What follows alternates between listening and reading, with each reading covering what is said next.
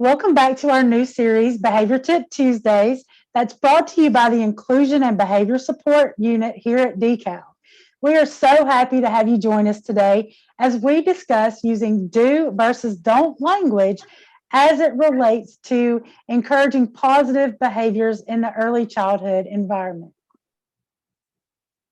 Hi, my name is Olympia Scott, and I am an Inclusion and Behavior Support Specialist who serves the Central West region of the state. And my name is Peggy Sutton, and I am also an Inclusion and Behavior Support Specialist that serves in the Central West region of the state. And we are your tipsters today. We are so happy to have you here because we know that we have a tip for you that you're going to find useful as you start your new school year. So, the Inclusion and Behavior Support Program is launching a campaign to promote awareness of inclusive practices for Georgia's earliest learners. Our campaign is called Planting the Seeds for a Successful School Year. So, over the next couple of months, there will be opportunities for you to get to know our Inclusion and Behavior Support team to gain access to valuable resources centered around best inclusive practices with a focus on social emotional development and to feel prepared and supported as you all enter into a new school year. So, during our Behavior Tip Tuesday series, we are going to be providing you with effective teaching practices that's really going to set the stage for those early learning opportunities in your classroom environment. So, throughout the series, we will speak on promoting choice and positive language, executing successful transitions, building relationships through reinforcement and praise, and setting classroom expectations. So, be sure to tune in each Tuesday for our behavior tip of the week. So, let's begin by discussing some really simple but powerful steps that adults can take to really begin to address challenging behaviors in an effective and systematic way. All right, so we know that going into any school year, especially the new school year, that it's important to plan and prepare how we're going to reinforce appropriate behaviors. But we also encourage you to have a plan for how you're going to address those challenging behaviors when they occur. Now, having a plan really helps to minimize the stress or the chaos that you might feel when these difficult situations arise. Now, having a plan, like I said, minimizes that stress and chaos. And I want you to keep in mind that while the strategies that we share with you are good for any situation, any scenario that might come about, we really want to encourage teachers to use their power of observation, especially when you begin to see those patterns of challenging behaviors begin to occur. Now, when you begin to observe, you're going to be able to tell a lot about this child's behavior. For example, when and where do these incidents tend to occur the most? What might be triggering these behaviors? And you might also be able to tell why that behavior is happening. So, as you begin to observe and assess, you're going to be able to determine what that child is trying to communicate to you through their behavior. And you're going to be able to plan and prepare and implement those strategies, those behavior supports more intentionally and strategically. So there are some questions that you can ask yourself, such as when specifically during the day do I need to implement some strategies that I've learned? You could also ask, when does this child seem to need this extra support? And what is that going to look like? And from here, you can begin to implement those planned behavior strategies that you have. So you will notice us reviewing this process at the beginning of each Behavior Tip Tuesday episode, as these steps pave the path towards a proactive, prevention-based approach to behavior as opposed to reactive approach. So now let's get started and learn one very useful and effective strategy to help communicate expectations positively to children. So Peggy, what is today's behavior tip? Today's behavior tip is to use do language when communicating to a child what you want him or her to do, instead of using those oftentimes heard trigger or buzzwords, as we like to call them. So, Olympia, can you tell us what some of those buzz or trigger words are that we hear sometimes when children are given directions or expectations? I sure can, Peggy. So, some of the most commonly used buzz or trigger words are quit, no, stop, and don't.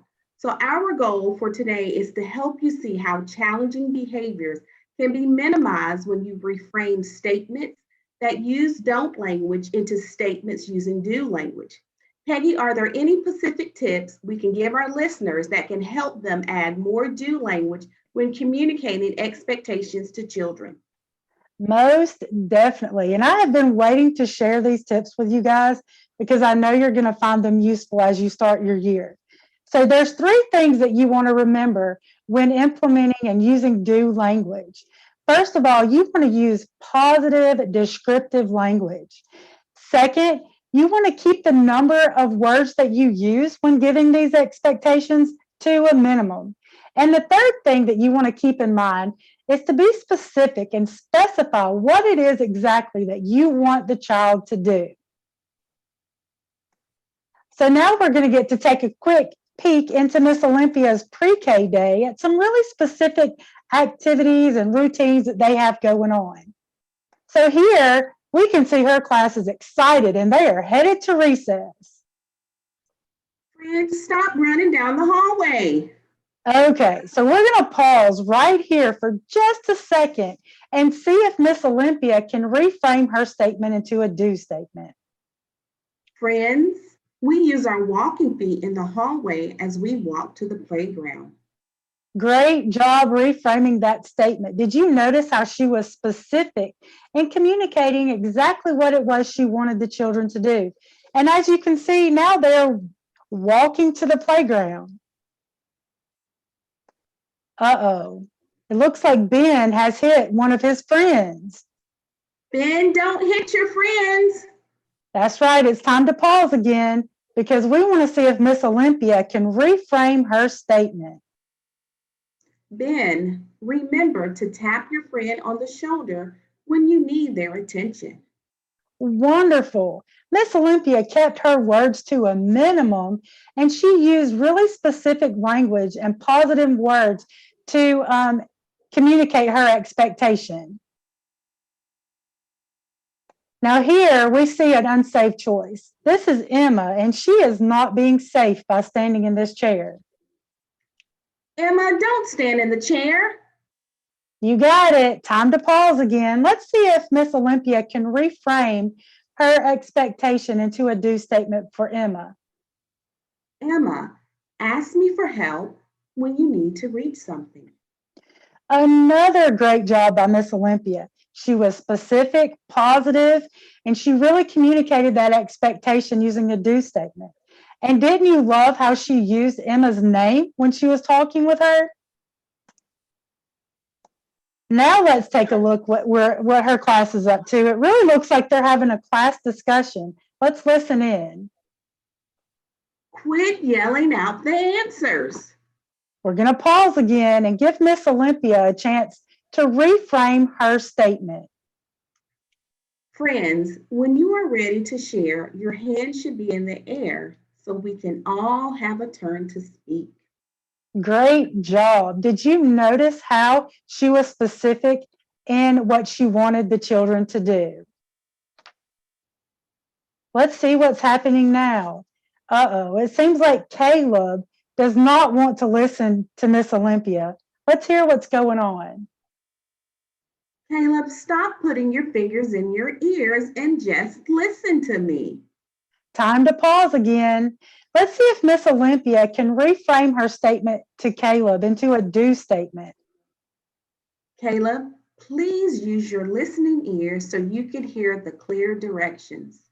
Wow, Miss Olympia used that positive and specific communication, that language, to really help Caleb see what was expected of him. Oh, it looks like it might be center time. I wonder if our friends are getting along with each other. No, Jacob. It really sounds like we need to take a pause again and give Miss Olympia a few seconds to reframe her statement. Jacob, when you want a toy, remember to ask your friends nicely. Again, we can see here that using that do statement has made a difference. Look how nicely they're playing together. Oh, it's story time. But it looks like Cameron has a different plan. Cameron, stop wiggling all over the floor. Yep, let's pause again and see if Miss Olympia can reframe her statement. Cameron, when you come to the carpet, you can sit like a butterfly or a bunny. Wonderful. Miss Olympia was able to positively give Cameron a choice of how to sit during story time. And take a look, he chose to sit like a bunny, and he is really enjoying the story with his friends. Now, as we all know, children sometimes have disagreements and arguments. And during those times, sometimes they use unkind words with each other. And it looks like these two girls might be having an argument. No more arguing, girls. Let's pause and see if Miss Olympia can reframe her statement to communicate using do language the expectation for these girls. Sarah and Molly, using kind words like thank you can help you solve this problem with each other. Great job. Miss Olympia was able to reframe her statement by using all of our quick tips to communicate what Sarah and Molly needed to do in a positive and specific way. Now, did you notice that during all of the examples from Miss Olympia that she used our quick tips, and that by following those, it really made a difference and minimized the challenging behaviors that were taking place in the classroom? So remember, keep your words positive, keep your words to a minimum, and always be specific in what it is that you want the child to do. So on your screen, here are a couple of resources that will assist you in using do language in the classroom and at home. So make sure to check out the links posted with this Facebook Live. How to Give Clear Direction is a resource from NCPMI, and Setting Clear Behavior Expectations is a resource from the Barton Lab. And that's going to conclude our Behavior Tip Tuesday for today. But we do want you to keep in mind that the tip and strategy or practice that we shared with you today can be used with any age group. So just keep that in mind as you begin your school year. Now, if you were to happen to have any questions about our Facebook Live, or if you just have general questions about our services or our supports, please feel free to call the number that you see here, 1-833-354-4357, or you can send us an email at inclusion@decal.ga.gov, and we would most definitely love to hear from you. So remember to join us again next week, July 20th, for the Behavior Tip Tuesday, where transition cues will be discussed. Thank you again for joining us, and have a wonderful day. Thank you. You.